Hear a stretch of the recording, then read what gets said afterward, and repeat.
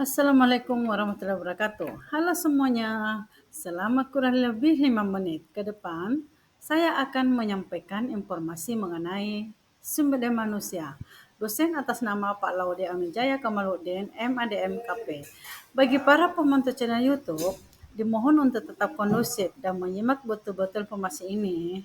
Saya atas nama Karlinda dengan NIM 2022 MM24034 kelas 19C sebagai mahasiswa studi manajemen sumber daya manusia program Pasca Sarjana Institut Teknologi dan Bisnis Nobel Indonesia mahasiswa. SDM adalah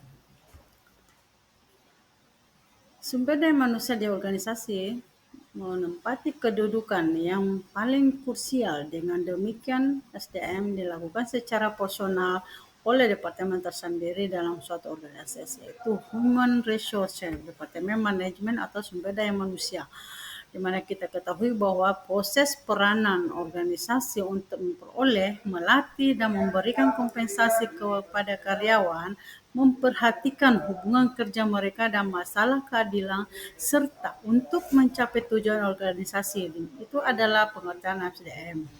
Pengertian SDM menurut para ahli, di mana kita ketahui bahwa menurut Monde 2008 manajemen sumber daya manusia adalah pemanfaatan para individu untuk mencapai tujuan organisasi. Sedangkan menurut Melayu SPH Sibon, manajemen sumber daya manusia adalah ilmu dan seni mengatur hubungan dan peranan tenaga kerja agar efektif dan efisien, membantu terwujudnya tujuan perusahaan, karyawan, dan masyarakat. Sementara menurut ahli Matis dan Jackson, manajemen sumber manusia adalah informasi formal dalam suatu organisasi untuk memastikan penggunaan untuk efektif dan efisien atas bakat manusia untuk mencapai tujuan organisasi. Manajemen tujuan SDM adalah menyiapkan sistem kerja yang efektif sehingga karyawan merasa nyaman dan dalam bekerja.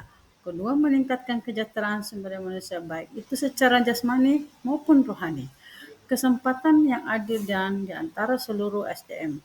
Peningkatan kualitas dan kompetensi sumber daya manusia dengan cara melakukan pelatihan kerja. Terakhir, mempertahankan sumber daya manusia yang terampil, bermotivasi, dan dapat percaya oleh organisasi. Manajemen sumber daya manusia memiliki fungsi di antaranya: pertama, perencanaan SDM; kedua, pengangkatan dan pemberhentian karyawan; ketiga, pengumpulan tunjangan; keempat, penilaian kerja, pengembangan karir; kelima, pelatihan dan pengembangan; terakhir adalah keselamatan dan kesehatan kerja. Di mana kita ketahui bahwa manajemen sumber daya manusia memiliki manfaat, di antaranya perusahaan dapat memanfaatkan sumber daya manusia yang sudah ada secara baik. Produktivitas dari karyawan yang sudah ada semakin meningkat. Penentuan kebutuhan tenaga kerja atau karyawan, penanganan informasi ketenagakerjaan. Ketiga, penelitian. Adapun permasalahan yang sering didapati di institut atau di perusahaan manajemen sumber daya manusia, untuk cara mengatasinya yaitu diantaranya: pertama, tidak jelasnya informasi mengenai data karyawan. Untuk mengatasi tersebut, sebaiknya itu tim THRD selalu memperbaharui informasi karyawan dan disimpan dengan baik. Kedua, masalah menganggap remeh pelatihan SDM. Untuk mengatasi tersebut, meluangkan waktu untuk pelatihan kerja. Ketiga, masalah yang sering dihadapi di dalam institut atau perusahaan itu gegabah dalam merekrut karyawan baru, dan untuk mengatasinya tersebut itu menunggu waktu untuk agak lama agar bisa mendapatkan calon karyawan yang kompeten. Terakhir, masalah-masalah tersebut yaitu pemberian job description yang tidak lengkap. Nah, untuk mengatasi tersebut, HRD sebaiknya menebarkan iklan ke beberapa penjelasan lengkap dengan atas job dan deskripsinya.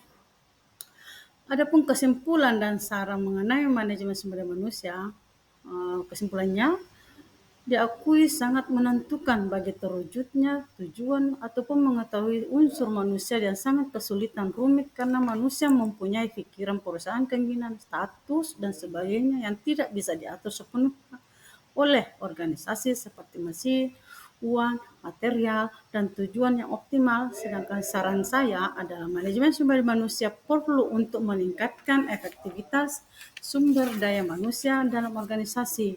Tujuannya yaitu untuk memberikan kepada organisasi satuan kerja yang efektif untuk mencapai tujuan.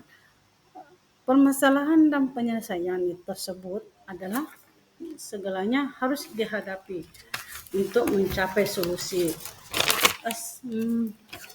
Demikian isi presentasi saya kali ini. Semoga apa yang saya sampaikan dapat bermanfaat bagi kita semua. Jika ada kekurangan, manfaatkan karena kesempatan sungguh hanyalah milik Allah Subhanahu wa taala saja. Dan jangan lupa komen and like and subscribe. Sampai jumpa di video lainnya. Assalamualaikum warahmatullahi wabarakatuh.